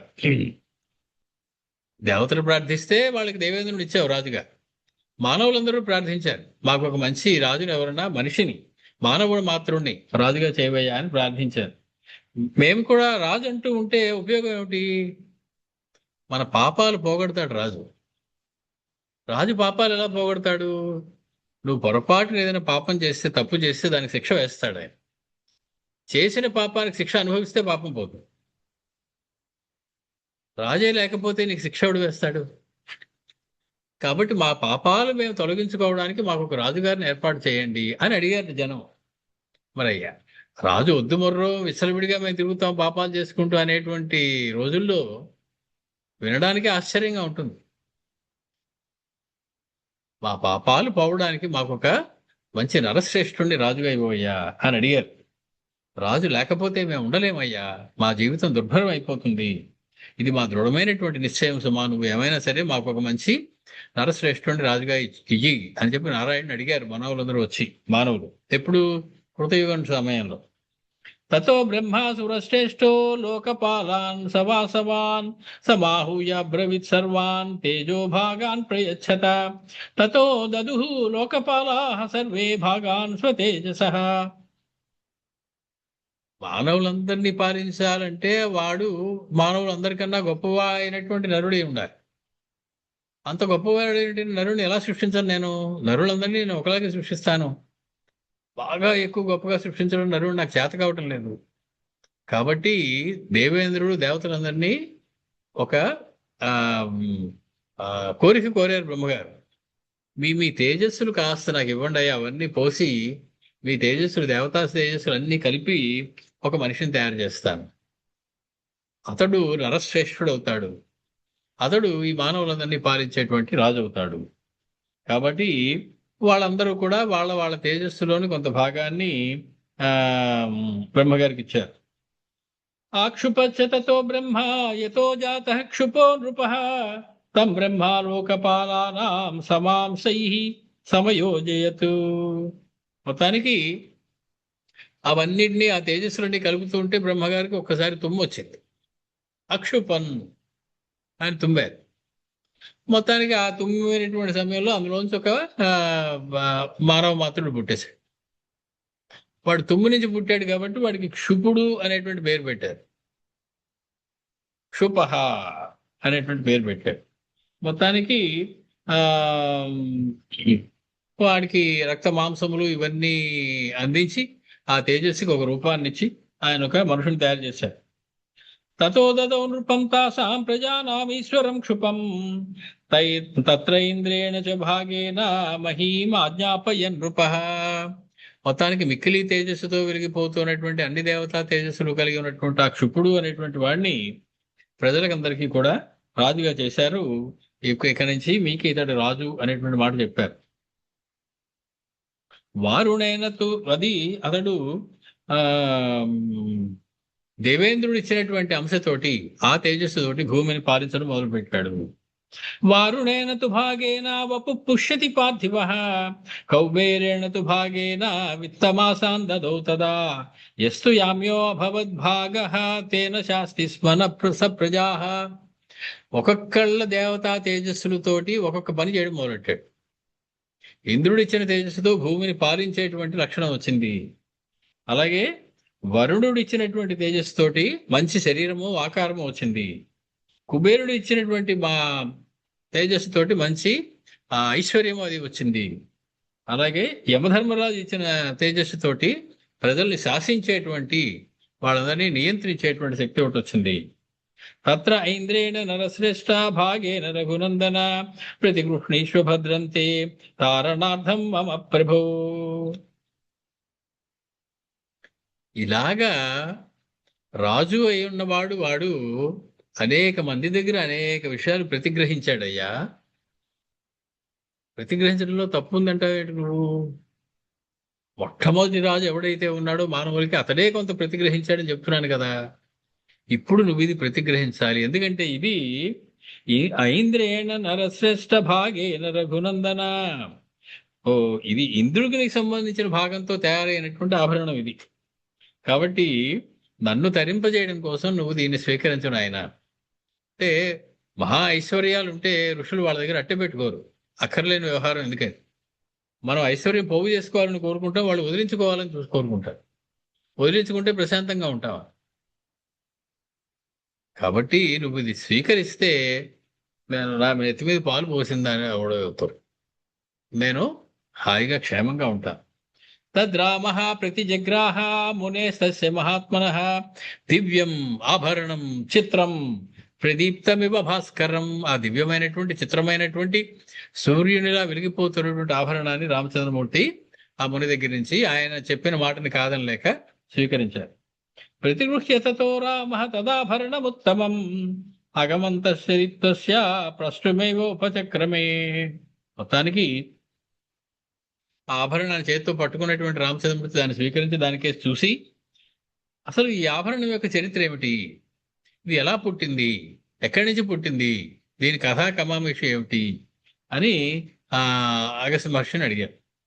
అత్యద్భుతమిదం బ్రహ్మం వపుః బిభ్రత్తనుత్తమం కథం వా భవతా ప్రాప్తం కుతో వా కేన వా కృతం. అత్యుత్తమంగా ఉన్నటువంటి, మెరిసిపోతూ ఉన్నటువంటి, అద్భుతమైనటువంటి ఆకారం కలిగినటువంటి ఈ ఆభరణం నీకు ఎలా వచ్చింది? నీకెవరిచ్చారు? ఆ దీని యొక్క చరిత్ర ఏమిటి? కౌతూహలతయా బ్రహ్మన్ పుచ్చామి త్వాం మహాయశః. ఏదో చిన్న కుతూహలంతో నేను అడుగుతున్నానయ్యా, అంతకన్నా మరేం లేదు ఓ బ్రహ్మర్షి, అగస్త్య మహర్షి. ఆశ్చర్యాణం బహూనాం హి నిధి పరమకో భవాన్. పరమమైనటువంటి ఆశ్చర్యములు అన్నిటికీ మూలంగా కనపడుతూ ఉన్నది ఈ ఆభరణం. చూస్తేనే ఆశ్చర్యంగా ఉన్నది. కాబట్టి దీని సంగతి ఏమిటో నాకు చెప్పవలసింది. ఏవం బ్రవతి కాకుత్సే మునిర్వాక్యమథా బ్రవీత్ శృణు రామ యథా వృత్తం పురా త్రేతాయుగే తదా. త్రేతాయుగంలో, ఇది త్రేతాయుగమే కదా అంటే రాముడు ఉన్నది పూర్వే త్రేతాయుగే. ఇంకా నువ్వు త్రేతాయుగం చివరి దగ్గరకు వస్తున్నప్పుడు వచ్చిన వాడు కానీ బాగా మొదట్లో త్రేతాయుగం ప్రారంభమైనటువంటి రోజుల్లో జరిగినటువంటి కథ అది ఏమిటో దాన్ని నేను పూర్తిగా వివరిస్తాను విను అని చెప్పి ఆ అనగనగనగా అంటూ మొదలెట్టారు అగస్త్య మహర్షి రామచంద్రమూర్తితోటి. పురా త్రేతాయుగే రామా బభూవ బహువిస్తరం సమంతాద్యోజన శతం విమృగం పక్షివర్జితం. మొత్తానికి ఒక అరణ్యం ఉంది. అనగనగనగా మనకి చాలా కథలు ఇలాగే మొదలుతాయి, పురాణ కథలన్నీ కూడా. అనగనగనగా నైమిసారణ్యం మన మహావనంబు కలదు, అందు భల్లూకములను ఏ గజములను అనుకుంటూ దాని యొక్క వర్ణనలు చేస్తూ ఉంటారు. ఆ రకంగా ఈయన కూడా మొదలెట్టారు. అనగనగనగా ఒక వనం ఉందయ్యా, చాలా విస్తారమైనటువంటి వనం, అనేక వందల యోజనాల విస్తీర్ణం ఉన్నటువంటి వనం. విమృగం పక్షివర్జితం. అందులో ఏమి మృగాలు ఉండేవి కాదు, దానిలో ఏమి పక్షులు ఉండేవి కాదు. తస్మిన్ నిర్మానుషే అరణ్యే కుర్వాణః తప ఉత్తమం అహం ఆక్రామితుం సౌమ్య తదరణ్యం ఉపాగమం. నాకెందుకు ఆ అరణ్యం నచ్చింది. ఎందుకంటే అక్కడ పక్షులు కూడా లేవు, జంతువులు ఏమీ లేవు, ప్రశాంతంగా తపస్సు చేసుకోవడానికి బాగుంటుంది. కాబట్టి నేను అక్కడ ఉంటే బాగుంటుంది తపస్సు చేసుకోవడానికి అని నాకు అనిపించింది. నేను అక్కడికి వెళ్ళాను. తస్య రూపమరణ్యస్య నిర్దేష్టం న శశాకః ఫలమూలైః సుఖాస్వాద్యైః బహురూపైశ్చ కాననైః. మంచి మంచి రుచికరమైనటువంటి ఫలములతోటి, కందమూలములతోటి సమృద్ధమై ఉన్నటువంటిదై రకరకముల రూపములతో ఉన్నటువంటి ఆ అరణ్యం ఇలా ఉంటుంది అని చెప్పి ఆ అరణ్యాన్ని వర్ణించడం నా వల్ల అయితే కాదయ్యా. ఆ అరణ్యాన్ని వర్ణించడమే అంత కష్టం. తస్య అరణ్యస్య మధ్యేతు సర్వ యోజనమాయతం. యోజనం పొడవు, యోజనం వెడల్పు ఉన్నటువంటి ఒక సరోవరం ఉంది ఆ అరణ్యానికి మధ్యలో. హంసకారండవాకీర్ణం చక్రవాకోపశోభితం. హంసలు, కారండవ పక్షులు, చక్రవాక పక్షులు మొదలైనవన్నీ ఆ సరోవరం దగ్గర ఉన్నాయి. అరణ్యంలో పక్షులు ఏం లేవు కానీ ఆ సరోవరం దగ్గర మాత్రం ఉన్నాయి కొద్దిగా. పద్మోత్పల సమాకీర్ణం సమతిక్రాంత శైవలం. మొత్తానికి నాసు అది ఏమీ లేకుండా పరిపూర్ణమైనటువంటి స్వచ్ఛమైన నీరు కలిగి ఉన్నది. దానిలో పద్మములు అనేకమైనటువంటి వికసిస్తూ ఉన్నటువంటి కొలనది ప్రశాంతంగా ఉంది అక్కడ. తదాశ్చర్యమివాత్యర్థం సుఖస్వాదమనుత్తమం అరజస్కం తథాక్షోభ్యం శ్రీమత్ పక్షిగణాయుతం. మొత్తానికి ఆ సుఖకరమైనటువంటి ఆ సరస్సులోని నీరు చాలా రుచికరంగా ఉన్నది, మిక్కిలి శోభాయుతమై ఉన్నది, చాలా అత్యుత్తమమైనటువంటి సరస్సుగా ఉన్నది. బాగా లోతైనటువంటి సరస్సు అవడం వల్ల అందులో ఎక్కువ కెరటాలు అవి కూడా ఏం లేకుండా నిమ్మకు నీరెత్తినట్టు ప్రశాంతమైనటువంటి నీటితో ఉన్నది. కదలకుండా నీరు ఉన్నది, అక్షోభ్యముగా ఉన్నది అటువంటి సరస్సు అది. తస్మిన్ సరస్సమీపేతు మహదద్భుతమాశ్రమం పురాణం పుణ్యమత్యర్థం తపస్వి జన వర్జితం. మొత్తానికి ఆ సరస్సు సమీపంలోనే అత్యంత ప్రాచీనమైనటువంటి ఒక పవిత్రమైనటువంటి ఆశ్చర్యకరమైనటువంటి ఆశ్రమం ఒకటి నాకు కనపడిందయ్యా. కానీ అక్కడ ఒక్క మనిషి లేడు, ఒక తపస్వి లేడు, ఒక ముని లేడు. తత్రాహం అవసం రాత్రిం నైదాఘీం పురుషభ ప్రభాతే కల్యబుద్ధాయ సరస్తదుపచక్రమే. మొత్తానికి ఎవరూ లేరు కదా అని వెళ్ళి నేను ఆశ్రమం లోపలికి వెళ్ళాను. ఆ రాత్రి అక్కడ నిద్రించాను. ఎందుకంటే అది వేసవి కాలం కాబట్టి బాగా అలసిపోయి ఉన్నాను. ఆ రాత్రి నాకు ఆ ఆశ్రమం లోపల నిద్ర పట్టింది. పొద్దున్నే లేచి ఆ ఆ సరస్సు గురించి ఆ నేను వెళ్ళాను. ఆ సరస్సు దగ్గరికి వెళ్ళాను నిద్ర లేచి. అధాపశ్యం శవం తత్ర సుపుష్టమరజ క్వచిత్ తిష్టంతం పరమయా లక్ష్మ్యా తస్మిన్ తోయాసయే నృప. మొత్తానికి ఆ సరస్సులో బాగా బలిసినటువంటి శరీరము ఒక శవమై పడి తేలుతూ ఉండడాన్ని నేను చూశాను. అది ఆ ఆ ఆ ముఖంలో కూడా, ఆ శవం యొక్క ముఖంలో కూడా చాలా తేజస్సు ఉన్నది. ఎక్కడ మాలిన్యం అది లేదు. ఆ చాలా తేజస్సుతో ఉన్నటువంటి ముఖము కలిగినటువంటి శవం ఒకటి తేలుతూ కనపడింది ఆ సరస్సులో. తమర్థం చింతయామాసు చింతయానః అహం ముహూర్తం తత్ర రాఘవ విష్టితోస్మి సరస్తీరే కిమిన్విధం స్యాదితి ప్రభో. ఇది ఏమై ఉంటుందా, ఏమై ఉంటుందా, ఎవరిని అడగాల, మనిషి ఎవడు లేడు ఇక్కడ, ఈ చనిపోయిన వాడు ఎవడా అని చెప్పి నేను పరిపరి విధాలు నేను ఆలోచిస్తూ కాసేపు అక్కడే ఆ సరస్సు దగ్గరే నిశ్చేష్టుండై ఉండిపోయాను. అథాపశ్యం ముహూర్తాతు దివ్యమద్భుత దర్శనం విమానం పరమోదారం హంసయుక్తం మనోజవం. మొత్తానికి అలా నేను చూస్తుండగానే ఆకాశంలోంచి మిక్కిలి తేజస్సు కలిగినటువంటి ఒక హంసల చేత నడపబడుతూ ఉన్నటువంటి, హంసలు మోస్తూ ఉన్నటువంటి విమానం ఒకటి, మనోజవం మనస్సు యొక్క వేగం అంతటి వేగం కలిగినటువంటి ఒక విమానం ఒకటి వచ్చి అక్కడికి వచ్చి ఆగింది. ఆ అత్యర్థం స్వర్గిణం తత్ర విమానే రఘునందన ఉపాస్తే అప్సరసాం వీర సహస్రం దివ్యభూషణం. మొత్తానికి ఆ విమానంలో ఆ అనేక మంది అప్సరసలు సేవిస్తూ ఉండగా ఒక దివ్యమైనటువంటి పురుషుడు కూర్చుని ఉన్నాడు ఆ విమానంలో. వందల సంఖ్యలో, సహస్రం వేల సంఖ్యలో అప్సరసలు అతన్ని సేవిస్తూ ఉన్నారు. గాయంతి కాశ్చిత్ రమ్యాణి వాదయంతి తథా పరాః మృదంగ వీణా పణవా నృత్యంతి చ తథా పరాః. కొందరు పాటలు పాడుతున్నారు, కొందరు నృత్యాలు చేస్తూ ఉన్నారు, కొందరు వాయిద్యాలు వాయిస్తూ ఉన్నారు, సంగీత వాయిద్యములు. అటువంటి పరిస్థితి ఉన్నది ఆ విమానం లోపల.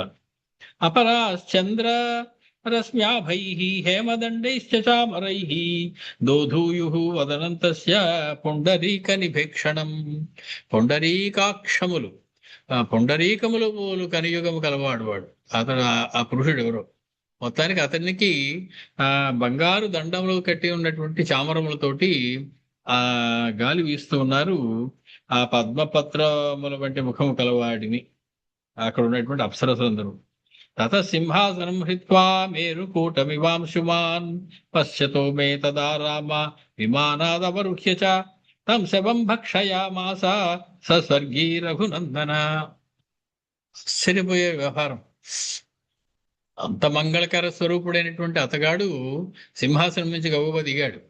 దిగితే ఎలా ఉంది, మేరు పర్వతం మీద నుంచి ఆ సూర్యుడు దిగినట్లుగా ఉన్నది, సూర్యుడు వస్తున్నట్లుగా ఉన్నది. కాబట్టి ఆ అంతటి తేజస్సుతో ఉన్నాడు. అటువంటి సింహాసనం నుంచి, బంగారు సింహాసనం నుంచి దిగాడు.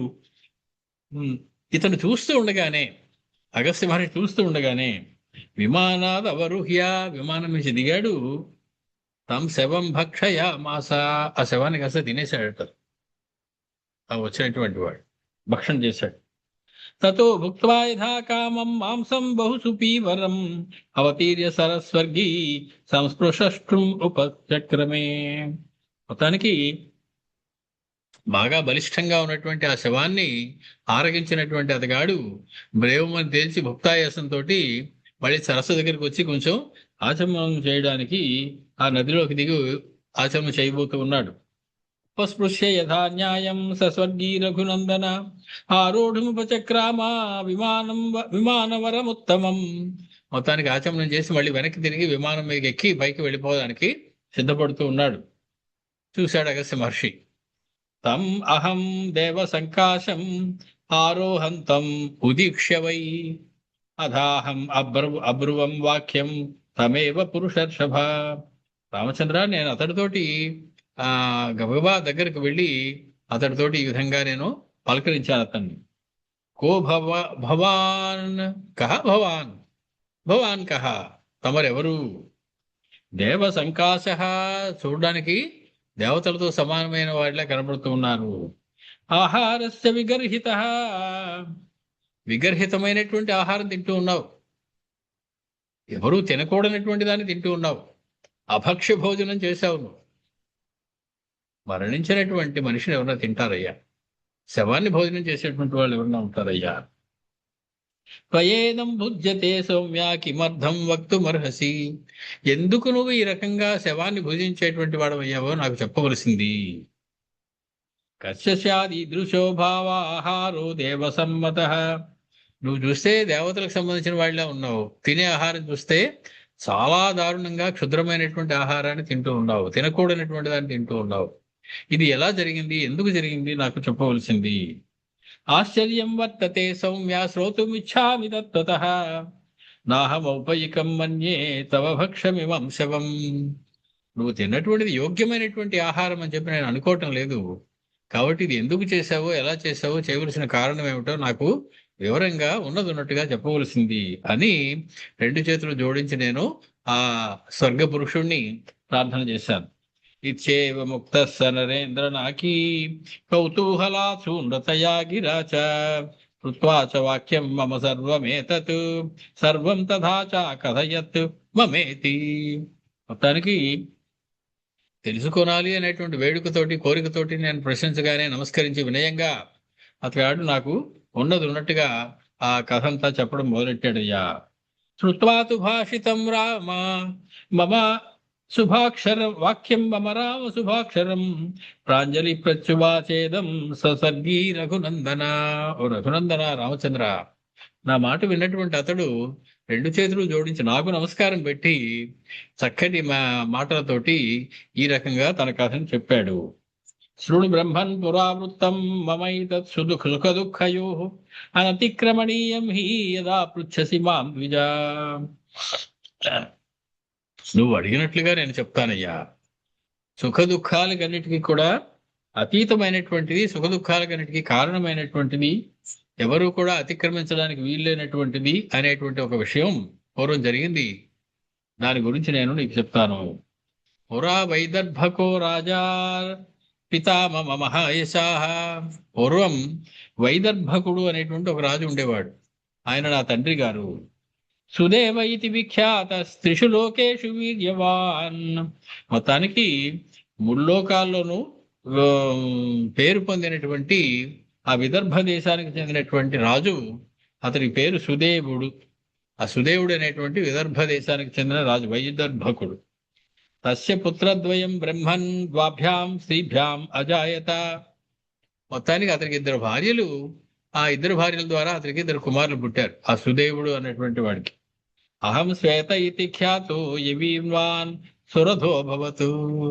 నేను పెద్దవాడిని, నా పేరు శ్వేత, శ్వేత అనేటువంటి పేరు పెట్టారు నాకు. 2వ వాడికి సురథుడు అనేటువంటి పేరు పెట్టారు. తత పితరిస్వర్యాతే పౌరా మామభ్యషేచయన్ తత్రాహం కృతవాన్ రాజ్యం ధర్మ్యం చ సుసమాహితః. తండ్రి గారు కాలం చేసిన తర్వాత ప్రజలందరూ కూడా కలిసి పెద్ద కుమారుడైనటువంటి నన్ను రాజ్యానికి అధిపతిగా చేశారు. కాబట్టి ధర్మసమ్మతంగా నేను రాజునయ్యాను. ఏవం వర్ష సహస్రాణి సమతీతాని సువ్రత రాజ్యం కారయతో బ్రహ్మన్ ప్రజాధర్మేణ రక్షతః. నేను ధర్మబద్ధంగా రాజ్యం చేస్తూ ప్రజల్ని ధర్మబద్ధంగా పాలిస్తూ ఉండగా 1000 సంవత్సరాలు గడిచిపోయాయి. 1000 సంవత్సరాల పాటు నేను ఆ విదర్భ దేశాన్ని పాలించాను. సోహం నిమిత్తేకస్మిన్చిత్ విజ్ఞాతాయుర్ద్విజోత్తమ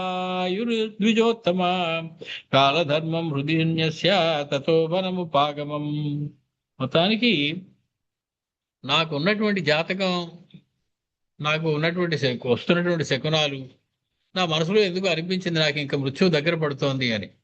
వెంటనే నేను ఇంకా రాజ్యాన్ని నుంచి తప్పుకుని వనాలకు వెళ్ళి తపస్సు చేసుకోవాలి అనేటువంటి ఆ నిర్ణయం తీసుకుని మరణాన్ని గురించి నేను ఆలోచిస్తూ ఉన్నాను. చేస్తూ సోహం వనం ఇదం దుర్గం మృగపక్షి వివర్జితం తపశ్చర్తుం ప్రవిష్టోస్మి సమీపే సరసశుభే. నిర్మానుష్యమైనటువంటి ఎటువంటి ఆ విఘ్నాలు లేనటువంటి ఆ అరణ్యంలో, ఈ సరస్సుకి సమీపంలో తపస్సు చేసుకోవాలి అనేటువంటి కోరికతోటి నేను ఇక్కడికి వచ్చాను. భ్రాతదం సురథం రాజ్యే అభిషిచ్య మహీపతిం. నా సోదరుడైనటువంటి తమ్ముడైనటువంటి సురథుణ్ణి రాజ్యానికి రాజుగా అభిషేకం చేశాను. ఇదం సరహసమాసాద్య తపస్సప్తం మయా చిరం. ఈ సరస్సు దగ్గరే ఉంటూ నేను అనేక వేల సంవత్సరాలు తపస్సు చేసుకున్నాను. సోహం వర్ష సహస్రాణి తపస్త్రీణి మహావనే తప్త్వా సుదుష్కరం ప్రాప్తో బ్రహ్మలోకం అనుత్తమం. వేల సంవత్సరాలు పాలించిన అతడు తనకు ఆయుర్దాయం అయిపోయింది అనుకుని వనానికి వచ్చాడు. ఆయుర్దాయం అయిపోలేదు. అక్కడ ఇంకో వేల సంవత్సరాలు అక్కడ తపస్సు చేసుకున్నాడు. అంటే ఆయుర్దాయం అయిపోయినట్టుగా అనిపించడం అనేది తపస్సుకు వెళ్ళడానికి ఒక మిష. అది మన సమయం అంతా బాగున్నప్పుడు మనకు అలా అనిపిస్తుంది. ఇంకా ఈ అక్కర్లేని పనులు మానేసి ఇంకో మంచి కార్యం చేద్దాము అని. ఇంకా ఎన్నాళ్ళు ఉంటామో అనుకుంటాం. ఎన్నాళ్ళు అంటే ఇంకా చాలా కాలం ఉంటాడు. కొందరికి నేను నెలాళ్ళ కన్నా ఉండనని చెప్పి కాశీ వెళ్తారు. నెల అయిపోతుంది ఏం అవ్వదు, 2 నెలలు అయిపోతుంది ఏం అవ్వదు, 10 ఏళ్ళు అయిపోతుంది ఏం అవ్వదు. ఎందుకు వచ్చింది, ఒక్కసారి పలానా వారింట్లో ఏదో ఉపనయనం ఉందంటే చూసేసి మళ్ళీ వెనక్కి వచ్చేద్దామని పెడతారు. హరిమంట. ఇంకా నా ఆయుర్దాయం లేదు అనిపించడం అనేది వాళ్ళని తపస్సుకి పరమాత్మ ప్రోత్సహించేటువంటి విధానం.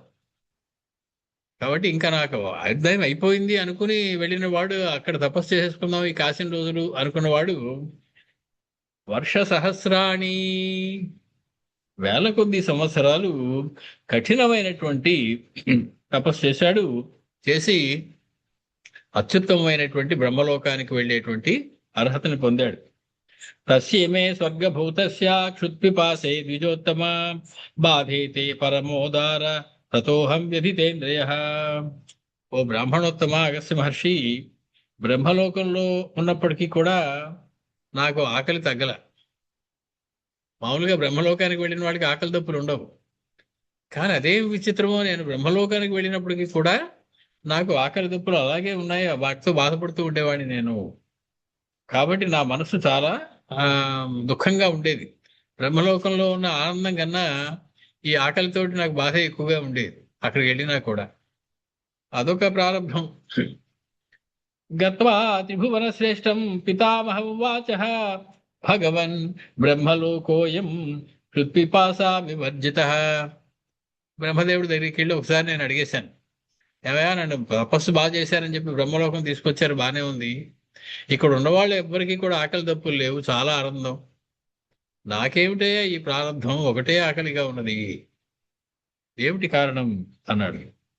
కస్యాయం కర్మణ పాకః క్షుత్పిపాసానుగోహ్యహం ఆహార కశ్చ మే దేవ తన్మే బ్రూహి పితామహ. ఎవరికి ఆకలి దప్పులు లేకపోతే ఏమవుతుంది, కిచెన్ ఖాళీగా ఉంటుంది. అక్కడ ఎవరు వంటలు ఉండేవాడు ఉండరు, తినడానికి ఏముండవు, తాగడానికి ఏముండవు. ఇతగాడికి ఆకలి ఇస్తూ ఉన్నది. నన్ను ఏం చేయమంటావయ్యా, నాకు ఆకలి ఇస్తుంది, మీరేమో ఆకలి దప్పులు లేదు, మీరేమి తినరు, మీరేమి తాగరు, ఇక్కడ ఏమి నాకేమి దొరకటం లేదు. కాబట్టి నా సంగతి ఏమిటి, నేను ఎటువంటి ఆహారాన్ని స్వీకరించాలి ఇక్కడ అని అడిగాడు. పితామస్తు మాం ఆహా తవాహార సుదేవజ స్వాదూని స్వాని మాంసాని తాని భక్షయ నిత్యసహ. ఓ సుదేవపుత్ర, నువ్వు మధురమైనటువంటి నీ మాంసాన్నే నువ్వు తిని బ్రతకాలి ఇక్కడ. వేరేదేమీ తినడానికి ఇక్కడ ఉండదు. ఎందుకంటే తక్కిన వాళ్ళు ఎవరికి ఆకలి దప్పులే లేవు. కాబట్టి ఆహార పదార్థాలు ప్రసక్తి రాలేదు. నువ్వు నీ మాంసాన్నే ఆహారంగా తీసుకోవాలి, దాన్నే నువ్వు తినాల్సి ఉంటుంది. స్వశరీరం త్వయా పుష్టం కుర్వతా తప ఉత్తమం అనుత్తం రోహతే శ్వేత న కదాచిత్ మహామతే. మొత్తానికి ఉత్తమమైన తపస్సు నువ్వు చెయ్యి, బాగా బలిష్టమైనటువంటి శరీరం వచ్చేలాగా నువ్వు తపస్సు చేశావు, ఆహారం బాగా స్వీకరించి. కాబట్టి నువ్వు ఇప్పుడు నువ్వేం చేయాలంటే మళ్ళీ ఆ శరీరంలోనే కొంత భాగాన్ని నువ్వు స్వీకరించి ఆహారంగా వాడుకోవాల్సి ఉంటుంది. దత్తం నతేస్తి సూక్ష్మోపి తపయేవ నిషేవసే తేన స్వర్గగతో వత్స బాధ్యసే క్షుత్పిపాసయా. ఏనాడు నువ్వు ఎవరికి దానాలు చేయలేదు. ఎందుకు చేయలేదు? చేయడానికి అక్కడ ఎవరు లేరు మనుషులు. నిర్జనమైనటువంటి వనంలో ఉండి తపస్సు చేసుకున్నాడు మొత్తం. ఏనాడు తన దగ్గర ఉన్నది ఇంకొకటికి ఇచ్చిన పాపాను పోలేదు. కాబట్టి ఏనాడు నువ్వు దానాలు చేయలేదు కాబట్టి, కేవలం తపస్సు మాత్రమే చేసావు కాబట్టి. కాబట్టి మనము తపస్సు ఒకటి చేస్తే సరిపోదు, అనుష్ఠానంతో పాటు తీర్థయాత్రలు చేయాలి. తీర్థయాత్రలకు వెళితే ఏమవుతుంది, దాన ధర్మాలు చేయడానికి అవకాశం దొరుకుతుంది. అక్కడ నీకు చేయిజాజి ఉన్నటువంటి మనుషులు ఉంటారు, నువ్వు ఇస్తే తృప్తి పడేవాళ్ళు ఉంటారు. నువ్వు దానం చేసినటువంటి, నీ ఇంట్లో కూర్చొని నువ్వు దానం చేసిన దానికి 1,000,000 రెట్లు ఫలితం వచ్చేటువంటి క్షేత్రాలు ఉన్నాయి.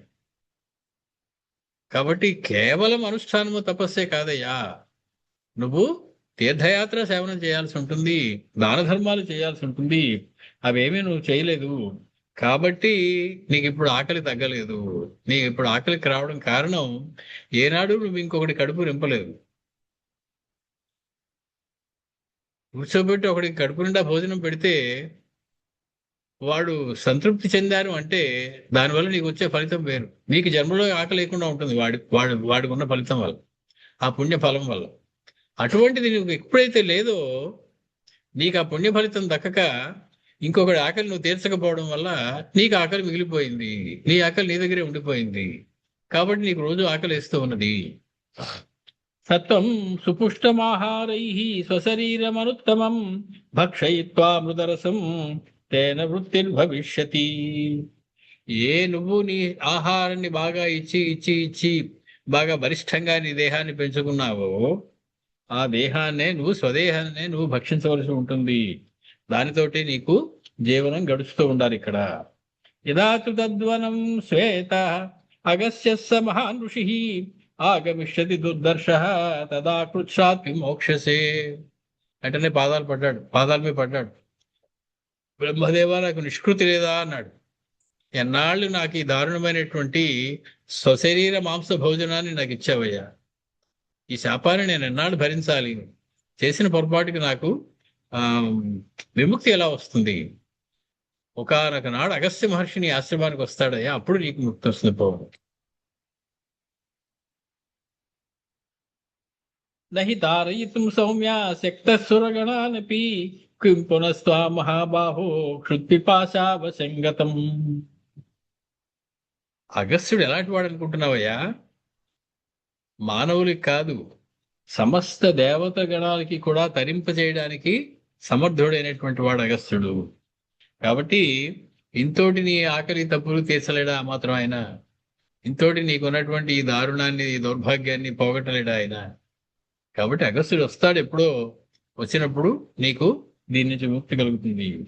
సోహం భగవత సృష్ట్వా దేవదేవశ్చ నిశ్చయం ఆహారం గర్హితం కుర్మి స్వశరీరం ద్విజోత్తమా. ఇందాక నేను తిన్నది ఏదైతే ఉందో అది నా శరీరమే, అది శవమై అవుతుంది, దాన్ని నేను భక్షిస్తాను. కాబట్టి నేను బ్రహ్మదేవుని మాట ప్రకారం నా శరీరాన్నే మిక్కిలి కుత్సితమైనటువంటి, కల్మషమైనటువంటిది, నింద్యమైనటువంటిది, దూష్యమైనటువంటిది ఆహారాన్ని నేను, అలా నా శరీరాన్ని నేను తింటూ ఉంటాను ప్రతిరోజు. అది నాకు రాసిపెట్టినటువంటి దౌర్భాగ్యం. బహూన్ వర్షగణాన్ బ్రహ్మన్ భుజ్యమానమిదం మయా క్షయం నాభ్యేతి బ్రహ్మర్షే తృప్తిశ్చాత్తి మమోత్తమా. పోనీ ఇంత తింటున్నాను, ఆకలి తీరుతోందా అంటే తీరడం లేదు. ఇంకొకటి ఆకలి తీర్చలేదు అనుకున్నాం కదా, ఇది ఎలా తీరుతుంది? కాబట్టి ఎంత తింటున్నా కూడా నా ఆకలి తీరడమే లేదు. సంవత్సరాలు బట్టి తిరుగుతూ ఉన్నాను, ఆకలి తగ్గటం లేదు. ఆ తింటున్నప్పుడు తృప్తిగా అనిపిస్తోంది, మళ్ళీ ఆకలి మొదలైపోతుంది. తస్యమే కృచ్ఛ్రభూతస్య కృచ్ఛ్రాదస్మాత్ విమోక్షయ అన్యేషాం నగతిర్హ్యత్ర కుంభయోని మృతే ద్విజం. మహాప్రభో, మీరు వచ్చారు ఇన్నాళ్ళకి, మీ పాదాలంటే నమస్కరిస్తూ ఉన్నాను, నన్ను దీని నుంచి విముక్తి చెయ్యండి. మీరు తప్ప నన్ను ఇందు నుంచి గట్టెక్కించేవారు ఎవరు లేరు అని చెప్పి ఆ స్వర్గం నుంచి వచ్చినటువంటి వాడు చెప్పాడు. ఇదం ఆభరణం సౌమ్య ధారణార్థం ద్విజోత్తమ ప్రతిగృహ్ణీష్వ భద్రంతే ప్రసాదం కర్తుమర్హసి. నీకు నేను ఎందుకు ఉపకారం చేయాలి అని మీరు అనుకుంటున్నారా? నీకు ఉపకారం చేస్తే నాకేంటి అని మీరు అనుకుంటున్నారా? ఏమీ మీరు కంగారు పడదు. ఇదిగో ఈ ఆభరణం తీసుకోండి, ఇది మీ దగ్గర అట్టుపెట్టి. అని చెప్పి అతగాడు నా చేతిలో ఆభరణాన్ని పెట్టాడయ్యా. స్వీకరించడంలో నాకు ఆ ప్రతిగ్రహణ చేయడంలో నాకు తప్పేమీ అనిపించలేదు. ఎందుకంటే నా ధర్మం, బ్రాహ్మణుడిగా ప్రతిగ్రహణ నా ధర్మం. ఒకడు ఇచ్చిన దానాన్ని పట్టడం నా ధర్మం, తీసుకోవాల్సి ఉన్నది నేను. ఇదం తావత్ సువర్ణం చ ధనం వాసాంసి చ ద్విజ భక్ష్యం భోజ్యం చ బ్రహ్మర్షే దదామి ఆభరణాని చ. నీకు ఇక్కడ ఉన్నన్నాళ్ళు హాయిగా సమృద్ధిగా చక్కటి పరిశుభ్రమైనటువంటి నువ్వు తినేటువంటి ఆహారం నీకు దొరుకుతుంది. ఈ ధనం నీకు పుష్కలంగా ఉంటుంది. ఈ ఆభరణాన్ని కూడా, నీ వస్త్రాలని, ఆభరణాన్ని, ధనాన్ని అన్ని నీకు ఇస్తూ ఉన్నాను అని చెప్పి నా చేతిలో పెట్టి చక్కపోయాడు. సర్వాన్ కామాన్ ప్రయచ్ఛామి భోగాంశముని పుంగవ తారణే భగవన్ మహ్యం ప్రసాదం కర్తుమర్హసి. ఓ మునిశ్రేష్ఠుడు అగస్య, సమస్త కామములకి భోగాలకి కూడా నేను ఆధారభూతుండై నీకు ఏం కావలిస్తే అది నేను ఇవ్వగలిగినటువంటి శక్తి కలిగినటువంటి వాడును. నన్ను తరింపజేయడానికి నన్ను అనుగ్రహించి నా బాధను నువ్వు పోగొట్టవలసింది అని చెప్పి ఆ స్వర్గలోకపు మనిషి అడిగాడు. తస్యాహం స్వర్గిణో వాక్యం శ్రుత్వా దుఃఖ సమన్వితం తారణాయోపజగ్రాహ తదాభరణముత్తమం. మిక్కిలి దుఃఖంతో ఏడుస్తూ ఆ రకంగా కోరుతున్నటువంటి ఆ స్వర్గవాసి యొక్క మాటలు విని అతన్ని తరింపజేయాలనేటువంటి ఉద్దేశంతో, ఎందుకు ఇది తీసుకుంటే గానీ అతడు ధరించడు. దాన ధర్మాలు చేయలేదన్నాడు కదా, ఇప్పుడు దానం చేస్తున్నాడు. అగస్త్యుడికి దానం చేస్తే ఇంకా సృష్టిలో ఎవరికీ దానం చేయనేసిన రానంత ఫలితం వచ్చేస్తుంది. కాబట్టి నువ్వు ఇన్నాళ్ళు దానం చేయకపోవడం వల్ల ఈ కష్టాలు పడ్డావు. అగస్త్యుడు వస్తే నీది ఎలా తీరుతుంది? నువ్వు అగస్త్యుడికి ఏదైనా దానం చేస్తే తీరుతుంది. కాబట్టి నేను అతన్ని తరింపజేయడం కోసం అతడు ఇచ్చిన దానాన్ని నేను స్వీకరించాను. లేకపోతే అతడికి ఆ కష్టం నుంచి విముక్తి లేదు. కాబట్టి మయా ప్రతిగృహీతేతు తస్మిన్ ఆభరణే శుభే మానుష పూర్వకో దేహో రాజర్షే విననాశ. నేను సుందరమైనటువంటి ఆభరణాన్ని చేతితో స్వీకరించగానే అతగాడికి మనుష్య దేహం పోయింది. మనుష్య దేహం పోయి అప్రాకృతమైనటువంటి దివ్యమంగళమైనటువంటి విగ్రహం వచ్చింది. ఆ శరీరానికి ఇంకా ఆకలి, దప్పులు అటువంటి ప్రసక్తే ఉండదు. అటువంటి దేహం పొందాడు అతడు. ప్రణష్టేతు శరీరేషు రాజర్షి పరయా ముదా తృప్త ప్రముదితో రాజా జగామతి దివం సుఖం. మొత్తానికి ఆ శరీరంతో అతగాడు మిక్కిరి ఆనందంతో సుఖంగా సంతోషంగా స్వర్గలోకాలకు వెళ్ళిపోయాడయ్యా. తేనేదం చక్రతుల్యేన దివ్యమాభరణం మమ తస్మిన్ నిమిత్తే కాకుత్సాదత్తమద్భుత దర్శనం. ఈ ఆభరణాన్ని నేను వాడింది లేదు, పెట్టుకున్నది లేదు, ఉపయోగించింది లేదు రామచంద్ర. అటువంటి దాన్ని నీకు నేను ఇస్తూ ఉన్నాను. చూడడానికి మిక్కిలి ఆశ్చర్యంగా ఉన్నటువంటి ఈ ఆభరణం దేవేంద్రుడితో సమానమైనటువంటి ఒక స్వర్గలోకపు వాసి నాకు నా చేతిలో పెట్టినటువంటి, నాకు దానం ఇచ్చినటువంటి ఆభరణాన్ని నేను నీకు ఇవ్వడం జరిగింది అయ్యా రామచంద్ర అని చెప్పి అగస్త్య మహర్షి అద్భుతమైనటువంటి కథని చెప్తూ ఉన్నాడు. తదద్భుతతమం వాక్యం శ్రుత్వాగస్తస్య రాఘవః గౌరవాత్ విస్మయాచైవ భూయ ప్రష్టుం ప్రచక్రమే. మొత్తానికి ఒక కథ అయ్యింది. రామచంద్రమూర్తి కుతూహలంతో ఇంకొక ప్రశ్న అడుగుతూ ఉన్నారు. మనం దండుడి దగ్గరికి వెళ్ళవలసింది, దండకారణ్యం, దానికి సంబంధించినటువంటి కథ ఒకటి వినవలసి ఉన్నది. మంగళం కోసలేంద్రాయ మహనీయ గుణాత్మనే చక్రవర్తి తనూజాయ సార్వభౌమాయ మంగళం వేద వేదాంత వేద్యాయ మేఘశ్యామలమూర్తయే పుంసామోహన రూపాయ పుణ్యశ్లోకాయ మంగళం. మనం 78 సర్గలు పూర్తి చేసుకున్నాం. 89 సర్గ, 79వ సర్గలోకి బహుశా మళ్ళీ బుధవారం నాడు ప్రవేశిస్తాం.